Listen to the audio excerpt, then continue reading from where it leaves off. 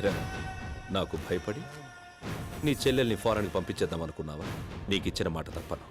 నీ చెల్లెలకి తాళి కట్టి చెక్క సార్ ఆర్తో డిస్కషన్ ఏంటండి? సంజయ్ తీసుకురండి, బయలుదేరదాం. రేయ్, నిన్నటి వరకు నా చెల్లెల్ని ప్రేమించని తిరిగావు, ఇప్పుడు వాడి పక్కన చేరావా? ఇద్దరిని వదలను. చూసారా జక్క సార్, మీరు పక్కన ఉన్న ఎలా వార్నింగ్ ఇస్తున్నాడో? ఒకసారి భుజమ చేయండి. జక్క సార్ నా పక్కన ఉండగా ఎవడో నన్ను పీకలేడు. జక్కా గారు, నువ్వేంట్రా? ఆయనతో ఒక విషయం మాట్లాడాలి. సార్, మీతో నాకు పెద్ద పరిచయం లేకపోయినా నాకున్న ఎక్స్పీరియన్స్తో ఒక విషయం చెప్పాలనుకుంటున్నాను. ఆయన్ని పక్కన పెట్టుకుంటే ఎండగా ఉన్న ఎడారిలో చెప్పులు లేకుండా సింగిల్గా తిరుగుతున్నట్టు ఉంటుంది జీవితం. నర్మాయ్, జక్క సార్ సంజయ్ తీసుకొచ్చేయండి, వెళ్ళిపోదాం. చక్క, నా చెల్లెల్ని తీసుకెళ్ళదు, నా చెల్లెల్ని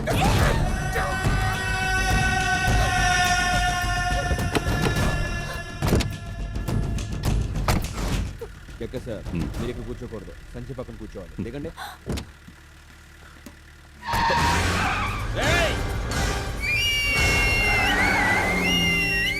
సూపర్!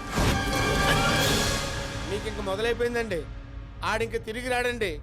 స్వామి ఏ శరణమయ్యప్ప.